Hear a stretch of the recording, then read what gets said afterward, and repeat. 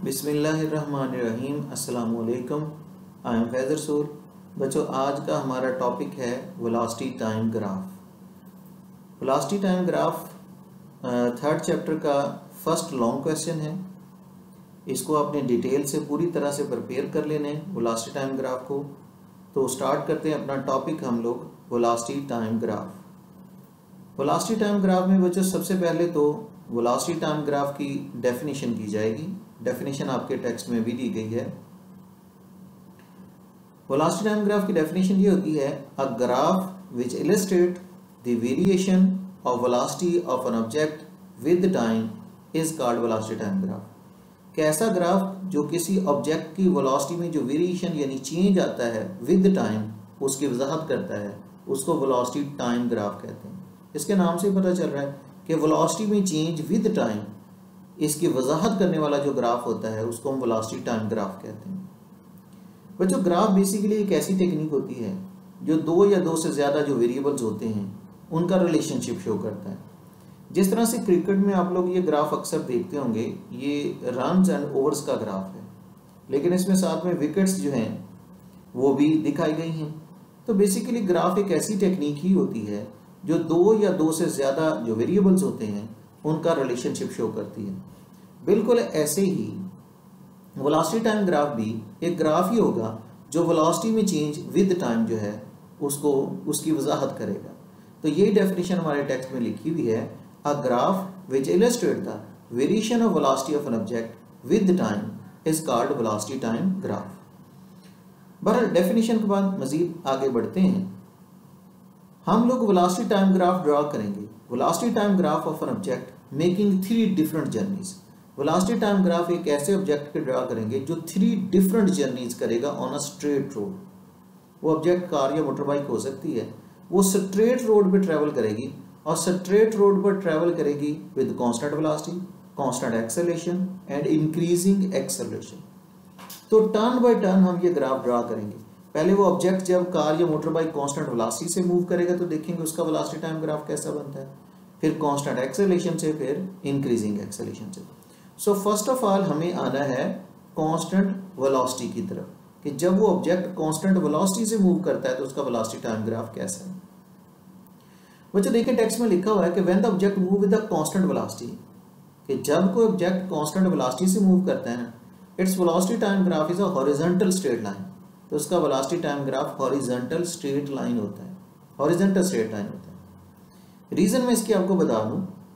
देखिए, आप कोई कांस्टेंट वेलोसिटी की वैल्यू सपोज कर लें। जिस तरह से मैंने वैल्यू 5 जो है 5 मीटर पर सेकंड वो सपोज की हुई है। एक्स एक्सिस पे टाइम है सेकंड में, वाई एक्सिस पे वेलोसिटी है मीटर पर सेकंड में। अच्छा, हमने 5 मीटर पर सेकंड जो है ना वेलोसिटी की वैल्यू सपोज की और हम ये कांस्टेंट रखेंगे। हमारे सामने से कोई ऑब्जेक्ट है गुजर रहा है 5 मीटर पर सेकंड से। जब टाइम हमारे पास 0 है तो वो 5 मीटर पर सेकंड से जा रहा है, 1 है तो तब भी 5 मीटर पर सेकंड से जा रहा है, 5 पे ही जाना है हर दफा। टाइम 2 सेकंड गुजर गया तो वो 5 मीटर पर सेकंड से जा रहा है, 3 सेकंड गुजर गए तो 5 मीटर पर सेकंड से जा रहा है, 4 सेकंड गुजर गए तो 5 मीटर पर सेकंड से जा रहा है। अगर 0 पे भी 5 मीटर पर सेकंड यहाँ डॉट लगेगा, 1 पे भी 5 मीटर पर सेकंड यहाँ डॉट लगेगा, 2 पे भी 5 मीटर पर सेकंड यहाँ डॉट लगेगा, 3 पे भी 5 मीटर पर सेकंड यहाँ डॉट लगेगा। अगर हम इन तमाम डॉट्स को आपस में मिला दें तो वाकई हॉरिजॉन्टल स्ट्रेट लाइन आएगी, क्योंकि टाइम पास ऑन होता रहा है, वेलोसिटी 5 मीटर पर सेकंड रही। तो इट मींस हमें ये बात समझ आ रही है यहाँ से कि when the object move with the constant velocity, कि जब कोई ऑब्जेक्ट कांस्टेंट वेलोसिटी से मूव करता है its velocity time graph is a horizontal straight line. तो वाकई उसका जो वेलोसिटी टाइम ग्राफ होता है वो हॉरिजॉन्टल स्ट्रेट लाइन होता है।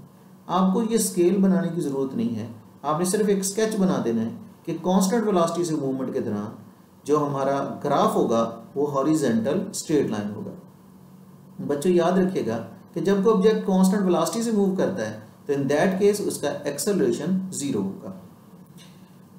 बच्चों अब हम जो है सेकंड ग्राफ की तरफ चलते हैं। दूसरा जो हमारा ग्राफ है वो है कांस्टेंट एक्सेलरेशन का। पहला ग्राफ था कांस्टेंट वेलोसिटी का, वो हॉरिजॉन्टल स्ट्रेट लाइन था। अब हम कांस्टेंट एक्सेलरेशन का ग्राफ ड्रॉ करते हैं। तो when the object move with the constant acceleration, जब कोई ऑब्जेक्ट कांस्टेंट एक्सेलरेशन से मूव करता है ना its velocity time graph is a straight line. Velocity time graph अब भी स्ट्रेट लाइन है, बट ये हॉरिजॉन्टल स्ट्रेट लाइन नहीं है। It's a straight line which rises the same height for equal interval of time, जो equal intervals of time में same height हासिल करती जा रही है। यानी जितना जितना वक्त गुजरता है ना, वक्त के टाइम की इक्वल इंटरवल्स हैं, वो सेम हाइट यानी उतना बुलंद होती जा रही है। अब ऐसा क्यों है, उसकी भी वजह जानते हैं कि ये हॉरिजॉन्टल स्ट्रेट लाइन नहीं है, एक स्ट्रेट लाइन तो है but it raises the same height for equal interval time, ये सेम हाइट हासिल कर रही है इक्वल इंटरवल टाइम में। ऐसा क्यों है? देखो बच्चों, मैं फिर से कुछ सपोज वैल्यूज लेता हूँ, लेकिन मैं ऐसी सपोज वैल्यूज जानबूझ के लूंगा जिसमें एक्सेलरेशन कांस्टेंट रहे, एक्सेलरेशन कांस्टेंट रखेंगे। जिस तरह देखें ना, 1 सेकंड में 4 मीटर पर सेकंड हो वेलोसिटी, 2 सेकंड में 8 मीटर पर सेकंड वेलोसिटी हो जाए, 3 सेकंड में 12 मीटर पर सेकंड वेलोसिटी हो जाए, 4 सेकंड में 16 मीटर पर सेकंड वेलोसिटी हो जाए, 5 सेकंड में 20 मीटर पर सेकंड वेलोसिटी हो जाए। अब जो वेलोसिटीज की वैल्यूज ली है ना टाइम के लिहाज से, ये ली है ऐसे है कि एक्सेलरेशन कांस्टेंट है। देखिए जब 4 मीटर पर सेकंड वेलोसिटी होगी ना 1 सेकंड में, 4 को आप 1 सेकंड से डिवाइड करेंगे 4 मीटर पर सेकंड को, तो 4 मीटर पर सेकंड स्क्वायर आंसर आएगा। 8 मीटर पर सेकंड जब 2 सेकंड से डिवाइड करेंगे, अगेन आपका आंसर 4 मीटर पर सेकंड स्क्वायर ही आएगा। 12 मीटर पर सेकंड को 3 सेकंड से डिवाइड करेंगे, अगेन आंसर 4 मीटर पर सेकंड स्क्वायर आएगा। यानी ये वेलोसिटी की वैल्यूज विद टाइम हैं ही ऐसी, यानी ग्राफ तो वेलोसिटी टाइम ग्राफ ही होगा ना, लेकिन ये वेलोसिटीज की वैल्यू विद टाइम ऐसी है कि एक्सेलरेशन क्या आ रहा है, कांस्टेंट आ रहा है। अब जरा इनको प्लॉट करके देखिए, 1 सेकंड में 4 मीटर पर सेकंड की वेलोसिटी, 1 सेकंड में 4 मीटर पर सेकंड, तो ये पॉइंट लगेगा 1 सेकंड 4 मीटर पर सेकंड वेलोसिटी। 2 सेकंड में 8, ये देखिए 2 सेकंड और 8 मीटर पर सेकंड वेलोसिटी, ये डॉट लगेगा। 2 सेकंड में 8 मीटर पर सेकंड। फिर 3 सेकंड में 12 मीटर पर सेकंड वेलोसिटी, 3 सेकंड और 12 मीटर पर सेकंड वेलोसिटी, यहाँ पॉइंट लगेगा। इस तरह फिर 4 सेकंड में 16 मीटर पर सेकंड वेलोसिटी, तो 4 सेकंड है 16 मीटर पर सेकंड वेलोसिटी, तो यू डॉट लगेगा एंड सो ऑन। अगर आप इन तमाम पॉइंट्स को मिला देंगे तो वाकई हॉरिजॉन्टल स्ट्रेट लाइन आ गई। तो पता ये चला कि when the object move with the, तो बस जब कोई ऑब्जेक्ट कांस्टेंट एक्सेलरेशन से मूव करता है, velocity time graph is a straight line, तो वाकई velocity time graph straight line ही है। और स्ट्रेट लाइन भी ऐसी है कि it raises the same height for equal interval time, कि ये इक्वल इंटरवल टाइम में सेम हाइट हासिल करती जा रही है। बच्चों, हमने जो कांस्टेंट एक्सेलरेशन का ग्राफ बनाया है, इस कांस्टेंट एक्सेलरेशन का ग्राफ बनाने के बाद हम लोग ये देखेंगे कि हमें इससे कौन सी इंफॉर्मेशन मिल सकती है। कांस्टेंट एक्सेलरेशन की ग्राफ की शेप को तो हमने क्लैरिफाई कर दिया है, लेकिन आपको यहाँ ये बताते चलें कि कांस्टेंट एक्सेलरेशन का जो ग्राफ होता है उससे हमें एवरेज एक्सेलरेशन की इंफॉर्मेशन मिल सकती है। And average acceleration can be determined, average acceleration of an object can be determined by finding the slope of velocity time graph। कि आप लोग ये जो कांस्टेंट एक्सेलरेशन का ग्राफ है ना, इससे हम लोग एवरेज एक्सेलरेशन की वैल्यू को फाइंड आउट कर सकते हैं अगर हम वेलोसिटी टाइम ग्राफ का स्लोप ले लें। अब ये वेलोसिटी टाइम ग्राफ का स्लोप क्या है? स्लोप जो है ना, ये डिपेंडेंट वेरिएबल की इंडिपेंडेंट के लिहाज से चेंज भी होता है, या वाई और एक्स एक्सिस की रेशियो होती है। स्लोप लेने के लिए आपको ग्राफ लाइन के ऊपर दो well separated straight line graph है ना, उसके ऊपर दो वेल सेपरेटेड पॉइंट ले लें, 2 वेल सेपरेटेड पॉइंट, और उनकी वाई और एक्स एक्सिस की रेशियो ले लें। 2 वेल सेपरेटेड पॉइंट्स ले लें ग्राफ लाइन के ऊपर, और उनमें जो वाई और एक्स एक्सिस की रेशियो लेंगे वो स्लोप कहलाएगा। जैसे मैं एक एग्जांपल से आपको ये क्लैरिफाई करता हूँ। देखिए, जैसे मैंने बताया कि एवरेज एक्सेलरेशन जो है किसी भी ऑब्जेक्ट का, वो आप फाइंड आउट कर सकते हैं अगर वेलोसिटी टाइम ग्राफ का स्लोप लिया जाए।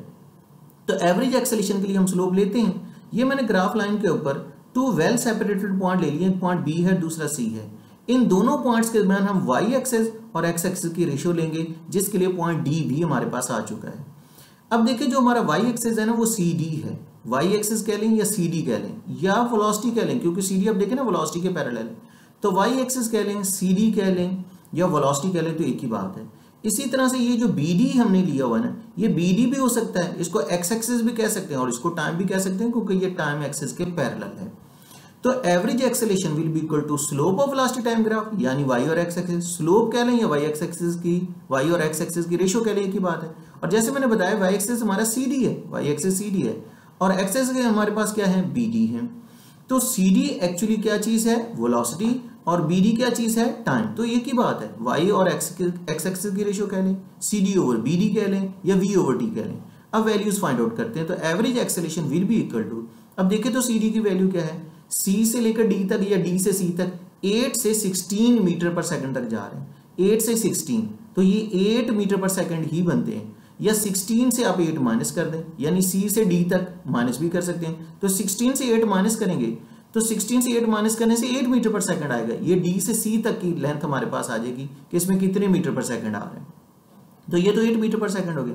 अब बी डी भी देखें कितना बनता है, बी से डी तक, बी से डी तक डी की वैल्यू कितनी है 4 और बी की कितनी है 2। 4 से 2 सेकंड माइनस करेंगे तो आपको पता चलेगा यहाँ भी 2 सेकंड है, तो बी डी की वैल्यू 2 सेकंड होगी। तो जब 8 मीटर पर सेकंड को 2 सेकंड से डिवाइड करेंगे तो 4 मीटर पर सेकंड स्क्वायर आ जाएंगे। तो ये एवरेज एक्सेलेरेशन आया। तो मीन्स हमें पता ये चला कि ये जो हम कांस्टेंट एक्सेलेरेशन का हमने ग्राफ बनाया था स्ट्रेट लाइन, तो average acceleration of an object can be determined by finding the slope of velocity time graph. कि अगर आप इस वेलोसिटी टाइम ग्राफ का स्लोप ले लें तो इससे एवरेज एक्सेलेरेशन को डिटरमाइन किया जा सकता है। बच्चों नेक्स्ट अब हम लोग एक और ग्राफ बनाते हैं। अब हम लोग ग्राफ बनाएंगे इंक्रीजिंग एक्सेलेरेशन का। तो अगेन मैंने कुछ सपोज वैल्यूज लेनी है और ये सपोज वैल्यूज ऐसी होंगी जो हमें बताएं कि हमारे पास इंक्रीजिंग एक्सेलेरेशन का ग्राफ है। होगा तो ये velocity time graph, x axis पे टाइम, वाई एक्सिस पे वेलोसिटी, लेकिन मैंने वेलोसिटी और टाइम की ऐसी वैल्यूज लेनी है कि इंक्रीजिंग एक्सेलेरेशन आए। देखिए जैसे कि मैंने 10 सेकंड में 10 मीटर पर सेकंड वेलोसिटी ली, 20 सेकंड में 40 मीटर पर सेकंड वेलोसिटी कर दी, 30 सेकंड में 90 मीटर पर सेकंड वेलोसिटी कर दी। तो जब 10 मीटर पर सेकंड 10 सेकंड में है तो 1 मीटर पर सेकंड स्क्वायर है।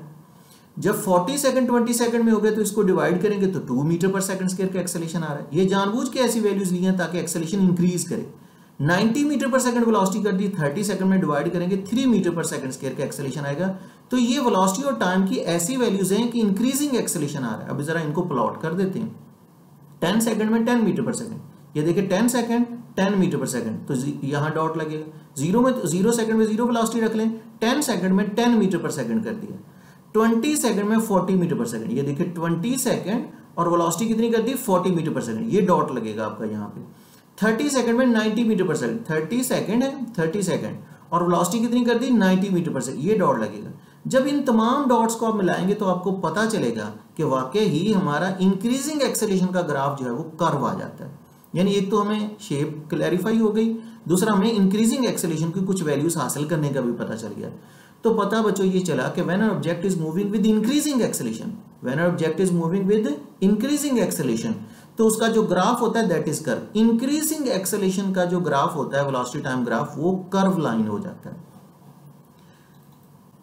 बच्चों इसकी शेप क्लैरिफाई करने के बाद मैं आपको ये बताऊं कि ये जो इंक्रीजिंग एक्सेलेरेशन का ग्राफ था ये है तो कर्व लाइन, लेकिन हमें इससे भी कुछ इंफॉर्मेशन मिलती है। इससे इंस्टेंटेनियस एक्सेलेरेशन की इंफॉर्मेशन मिलती है। Point A on the graph correspond to time T, ये पॉइंट ए जो है ना ग्राफ पे, ये किसी टाइम टी के मुतल्लिक है। जिस तरह पॉइंट ए पे हमारे पास 20 सेकंड टाइम है। Point A on the graph correspond to time T, the slope of the tangent at this point, अगर हमने इस पॉइंट पे टेंजेंट लगा के, ये टेंजेंट लगा रखा है, टेंजेंट लगा के उसका स्लोप लिया ना, तो हमारे पास इंस्टेंटेनियस एक्सेलेरेशन आएगा। क्योंकि ये स्ट्रेट लाइन ग्राफ नहीं है तो पहले हम टेंजेंट लगाएंगे, टेंजेंट लगा के जब हम लोग स्लोप लेंगे ना तो हमारे पास इंस्टेंटेनियस एक्सेलेरेशन आएगा। ये वैल्यू आपको मैं फाइंड आउट करके दिखाता हूं। देखिए जैसे पहले भी बताया कि स्लोप जो होता है ना वेलोसिटी टाइम ग्राफ, वो तो वाई और एक्स एक्सिस की रेशियो होती है। पहले तो हमने दो वेल सेपरेटेड पॉइंट लेके उनमें वाई और एक्स एक्सिस की रेशियो ले ली, लेकिन अब जो कि कर्व लाइन है तो पहले टेंजेंट लगाएं। और याद रखिएगा जिस पॉइंट पर टेंजेंट टच करेगा ना वहां का इंस्टेंटेनियस एक्सेलेरेशन आएगा, उस पॉइंट का उस लम्हे का एक्सेलेरेशन आना है, ये एवरेज एक्सेलेरेशन नहीं आएगा। तो ये हमने टेंजेंट लगा दिया है, अब स्लोप लेंगे, यानी स्लोप तो वही वाई और एक्स एक्सिस की रेशियो होगी। तो instantaneous acceleration is equal to slope of velocity time graph. Instantaneous acceleration slope क्या है, वाई और एक्स एक्सिस की रेशियो। अब ये हमारा वाई एक्सिस हो गया, ये एक्स एक्सिस हो गया। टेंजेंट लगा के स्लोप लेना है, यानी वाई और एक्स एक्सिस की रेशियो लेनी है। तो वाई एक्सिस आपका सी डी होगा और यही आपकी वेलोसिटी होगी, एक्स एक्सिस आपका बी डी होगा और यही हमारा टाइम होगा। तो वाई और एक्स कह लो, सी डी और बी डी कह लो, या वेलोसिटी और टाइम कह लो, एक ही बात है, जैसे मैंने पहले भी बताया। अब देखें तो जरा सी हमारे पास इंस्टेंटेनियस एक्सेलेरेशन के लिए सी डी यानी वेलोसिटी की वैल्यू क्या है, डी से सी तक जाएं।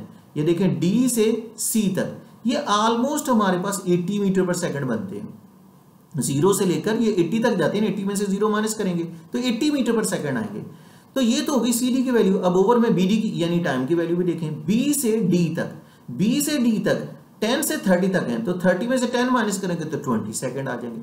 जब आप 80 मीटर पर सेकंड को 20 सेकंड से डिवाइड करेंगे तो हमारे पास आंसर आएगा 4 मीटर पर सेकंड स्क्वायर। ये एवरेज नहीं है, ये इंस्टेंटेनियस एक्सेलेरेशन है और ये इसी पॉइंट का है, यानी यहां 4 मीटर पर सेकंड स्क्वायर का एक्सेलेरेशन है। तो पॉइंट इज दैट कि यहां यही क्लैरिफाई करना था कि इंक्रीजिंग एक्सेलेरेशन का जो ग्राफ होता है वो कर्व होता है, लेकिन इंक्रीजिंग एक्सेलेरेशन के ग्राफ से हमें इंस्टेंटेनियस एक्सेलेरेशन की इंफॉर्मेशन मिल सकती है और वो ऐसे मिलेगी कि हम लोग टेंजेंट लगाएंगे, slope of the tangent eight point A. अगर हमने पॉइंट ए पे टेंजेंट लगा के उसका स्लोप लिया will give us the information about the instantaneous acceleration। बच्चों एक आखिरी पॉइंट इन ग्राफ्स के बारे में ये है, चूंकि हमने 3 किस्म के ग्राफ बना लिए हैं, constant velocity, constant acceleration and increasing acceleration के 3 ग्राफ हमने बनाए हैं। तो इन तमाम वेलोसिटी टाइम ग्राफ के बारे में एक इन्फॉर्मेशन ये भी है कि हम इनसे डिस्टेंस कवर्ड की इन्फॉर्मेशन भी ले सकते हैं। सबसे पहले ग्राफ की तरफ आते हैं जो कांस्टेंट वेलोसिटी का है, क्या इससे हम डिस्टेंस की इन्फॉर्मेशन ले सकते हैं? देखिए आमतौर पर डिस्टेंस कवर्ड का फार्मूला होता है S is equal to VAVT, S is equal to VAVT, यानी average velocity multiply by time. जब वेलोसिटी चेंज ना हो तो आपको एवरेज लेने की जरूरत ही नहीं, क्योंकि अगर वेलोसिटी इनिशियल भी v है फाइनल भी v है, वो 5 मीटर पर सेकंड है हमारे पास, लेकिन इनिशियल भी v है फाइनल भी v है, दोनों v's को ऐड करके 2 से डिवाइड करेंगे, v प्लस v/2 तो v ही आ जाएगा। जब चेंज ना हो तो एवरेज उतना ही आता है, v plus v divided by 2 करोगे तो v ही आएगा। तो चेंज ना हो तो एवरेज तो वही रहनी है। तो S is equal to average velocity multiply by time, S is equal to VT के इक्वल आ जाएगा। इसको इक्वेशन 1 का नाम देते हैं। ये डिस्टेंस वो है जो मैंने फार्मूला से फाइंड आउट किया, लेकिन जरा इसका एरिया निकाल के देखें ना, वेलोसिटी टाइम ग्राफ और टाइम एक्सिस के दरमियान ये एरिया सारा फाइंड आउट करके देखें तो क्या ये एरिया भी हमें डिस्टेंस की इंफॉर्मेशन देता है? ये रेक्टेंगल है सारी बच्चों, तो एरिया ऑफ रेक्टेंगल होता है length multiply by width, length multiply by width. तो area of rectangle is equal to length सारी में आपके पास टाइम है, विड्थ में आपके पास वेलोसिटी है, तो लेंथ में टाइम लिख दिया, विड्थ में वेलोसिटी लिख दी, तो एरिया ऑफ रेक्टेंगल हो गया VT के इक्वल। एरिया ऑफ रेक्टेंगल किस चीज के इक्वल होगा? VT के। लेकिन हाँ क्वेश्चन 1 से तो हमें पहले ही पता है कि VT किसके इक्वल है? डिस्टेंस कवर्ड के। तो पता ये चला कि वाकई अगर वेलोसिटी टाइम ग्राफ और time axis, velocity time graph और टाइम एक्सिस के दरमियान का एरिया फाइंड आउट करें ना, तो वो जो एरिया हम फाइंड आउट करते हैं ना, वो एरिया किसके इक्वल होता है? डिस्टेंस के। देखो बच्चों हमने तो ये एरिया फाइंड आउट किया था, लेकिन ये एरिया का आंसर और डिस्टेंस का आंसर सेम है, तो एरिया मतलब डिस्टेंस के इक्वल होता है।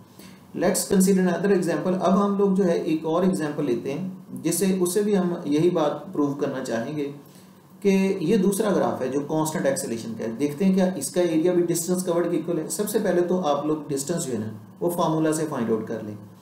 देखिए S is equal to VAVT, average velocity multiply by time. अब हमें एवरेज वेलोसिटी निकालना पड़ेगी, क्योंकि लास्ट टाइम पिछली जो कांस्टेंट वेलोसिटी का ग्राफ था उसमें तो वेलोसिटी चेंज नहीं हो रही थी, तो एवरेज फाइंड आउट नहीं की, क्योंकि मैंने आपको बताया कि एवरेज वही रहेगी, जब वेलोसिटी चेंज ना हो तो एवरेज फाइंड आउट करने की जरूरत नहीं है। लेकिन अब एवरेज फाइंड आउट करते हैं। एवरेज जैसे मैं पहले भी बता रहा था कि इनिशियल वेलोसिटी फाइनल वेलोसिटी दोनों को ऐड करके 2 से डिवाइड कर दें। अब इसमें इनिशियल वेलोसिटी 0 है और फाइनली v हो गई है। v से हमारा 20 मीटर पर सेकंड है ना, कोई v लिख लेंगे हम। 20 तो हमने एक फर्जी स्केल है, ये सारी स्पोर्ट स्केल है, तो v लिख लेते हैं। तो इनिशियल वेलोसिटी 0 है, फाइनली v होगी, दोनों को ऐड करके 2 से डिवाइड कर दें। 0 प्लस v/2, v/2 या 1/2 v लिखा जा सकता है। तो अब S is equal to VAVT है ना, average velocity multiply by time. तो S is equal to average velocity की जगह उसकी वैल्यू लिख दें 1/2 v इंटू t हो जाएगा। तो डिस्टेंस कवर्ड हो गया 1/2 VT के इक्वल। डिस्टेंस कवर्ड S किसके बराबर हो गया? 1/2 VT। अच्छा ये डिस्टेंस कवर्ड हमने फाइंड आउट कर लिया, S is equal to 1/2 VT, distance covered find out कर लिया है, लेकिन फार्मूला से फाइंड आउट किया है। अब देखिए ये जो वेलोसिटी टाइम ग्राफ है और ये जो टाइम एक्सिस है, इनके दरमियान का एरिया जो है क्या ये भी डिस्टेंस के इक्वल आता है? अब ये आपको फिगर से पता चल रहा होगा कि ये सारी तो एक ट्रायंगल बन रही है, तो एरिया ऑफ ट्रायंगल हमें निकालना होगा। एरिया ऑफ ट्रायंगल होता है 1/2 base multiply by height, 1/2 base multiply by height. Area of triangle is equal to 1/2। Base क्या चीज है? ये देखें ये सारी बेस है, तो बेस में टाइम है तो टाइम लिख लेंगे, बेस की जगह टाइम लिख लें। और हाइट है ये सारी, तो हाइट की जगह आप लोग वेलोसिटी लिखेंगे, हाइट की जगह वेलोसिटी लिख लें, क्योंकि हाइट जो है ना, ये जो हाइट है इधर से ले लें या इधर से, तो ये हाइट जो है ना ये हमारी वेलोसिटी रिप्रेजेंट कर रही है हाइट को। तो 1/2 बेस की जगह टाइम रिप्लेसमेंट आ गई, हाइट की जगह वेलोसिटी आ गई, तो 1/2 VT के इक्वल आ गया। अच्छा बच्चों एरिया ऑफ ट्रायंगल तो आया 1/2 VT, लेकिन हमें पहले से पता है कि ये जो 1/2 VT होता है ये तो S यानी डिस्टेंस कवर्ड के इक्वल होगा। तो अगेन हमने निकाला एरिया है, लेकिन वो तो डिस्टेंस निकल आया, डिस्टेंस कवर्ड के इक्वल आ गया। तो बस बच्चों पता ये चला कि कोई भी आप वेलोसिटी टाइम ग्राफ लेंगे ना, उनमें तमाम वेलोसिटी टाइम ग्राफ में वेलोसिटी टाइम ग्राफ और टाइम एक्सिस के दरमियान ये जो सारा एरिया होता है ना, ये एरिया भी जब आप निकालेंगे तो एरिया डिस्टेंस कवर्ड की इंफॉर्मेशन देगा। तो आपने देखा कि हमने ना सिर्फ वेलोसिटी टाइम ग्राफ ड्रॉ किए हैं, बल्कि हमें वेलोसिटी टाइम ग्राफ ड्रॉ करने के साथ साथ हमें कुछ इंपॉर्टेंट इंफॉर्मेशन भी मिली कि हमने वेलोसिटी टाइम ग्राफ के बारे में जाना कि वो क्या है, उसकी डेफिनेशन की, फिर velocity time graph constant velocity का, कांस्टेंट एक्सेलरेशन का, इंक्रीजिंग एक्सेलरेशन का, तीनों वेलोसिटी टाइम ग्राफ ड्रॉ किए।